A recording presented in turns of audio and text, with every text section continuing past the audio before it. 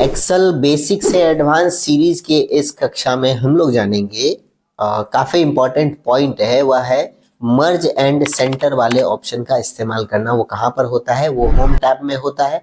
Alignment के ठीक ऊपर आपको मर्ज एंड सेंटर का ऑप्शन मिल जाएगा। यदि नहीं मिलता हो तो आप देखेंगे कुछ इस तरह का सिंबल बना हुआ उसमें आएगा मर्ज एंड सेंटर का। उसका इस्तेमाल कब कहाँ कैसे करते हैं समझेंगे। मर्ज का मतलब होता है मिलाना, सेंटर का मतलब बीचों बीच रखना।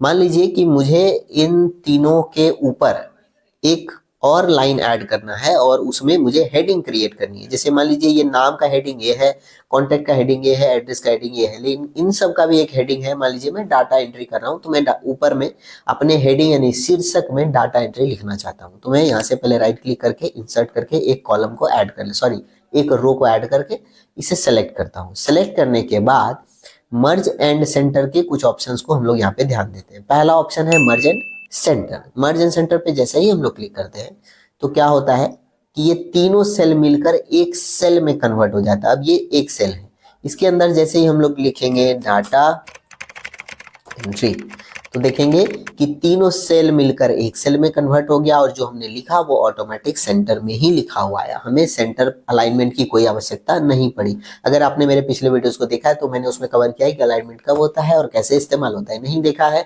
तो मैं आई बटन में डाटा एंट्री के उस ऑप्शन को या अलाइनमेंट के उस ऑप्शन के वीडियो को यहाँ पर ऐड कर दूंगा।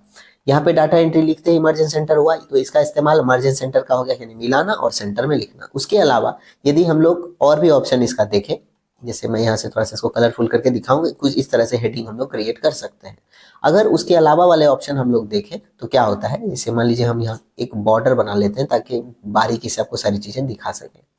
बॉर्डर का कलर रेड है, हम लोग यहाँ से ब्लैक कलर में उसको कन्वर्ट कर देंगे। यहाँ से हम लोग कलर ले लेंगे ब्लैक, आउटलाइन और इनसाइड सबको हम लोग ब्लैक कर देंगे। कुछ इस तरह से बॉर्डर हमें दिखाई दे रहा है।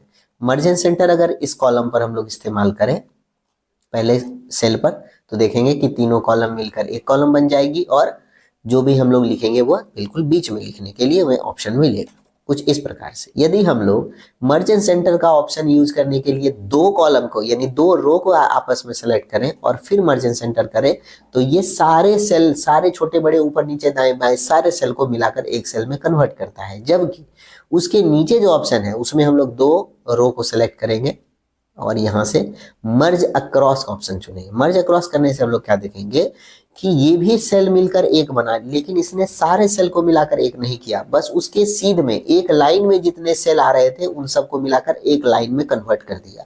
यहाँ पर मिलाने से क्या हुआ, सारा सेल मिलकर एक बॉक्स बन गया, जबकि यहाँ पर एक रो में जितने सेल थे वह मिलकर एक बॉक्स बना और दूसरे में भी मिलकर एक बॉक्स बन गया। यानी कि उनके सीध में जितनी लाइनें आ रही है उसे वह मिटा दे रहा है, लेकिन वह आपस में सबको जोड़कर एक बॉक्स में कन्वर्ट नहीं कर रहा है। इसी प्रकार यदि हम लोग 2 3 4 लाइन को सेलेक्ट करके तब मर्ज सेंटर वाले ऑप्शन में जाकर, माफ कीजिए मर्ज अक्रॉस के ऑप्शन में जाकर मर्ज अक्रॉस को चुनते हैं तो हम देखेंगे कि एक लाइन ये, एक लाइन ये, एक लाइन, इस तरह से पूरी सीधी लाइन एक एक लाइन में कन्वर्ट हो गई।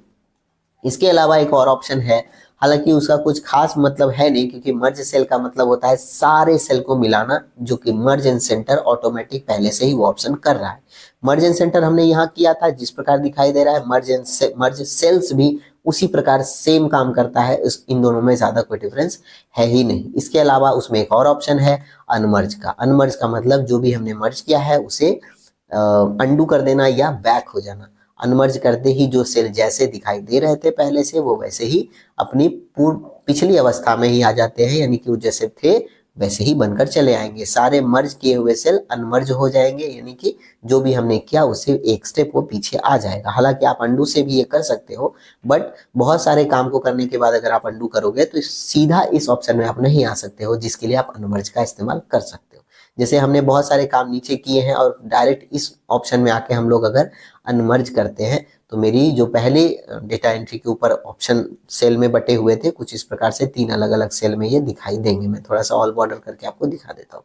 देखिए 3 अलग अलग सेल में ये फिर से कन्वर्ट हो चुके हैं। यानी कि मर्ज एंड सेंटर सेल के इस्तेमाल से आप सारे सेल को भी मर्ज कर सकते हो या एक ही सीध में जितने सेल आ रहे हैं उन्हें भी मर्ज करके आप इस्तेमाल कर सकते हो। सेम चीज आप कॉलम के साथ भी कर सकते हो। मान लीजिए मैंने इस तरह से सीधी कॉलम सेलेक्ट की और हम लोग यहाँ से मर्ज अक्रॉस का ऑप्शन चुनते हैं तो हम लोग देखेंगे कि इसमें कुछ भी मर्ज नहीं होता है, जबकि अगर आप कॉलम माफ कीजिएगा रो में इस तरह से सेलेक्ट करके करते हो तो सारी रो मिलकर एक रो में कन्वर्ट हो जाती है।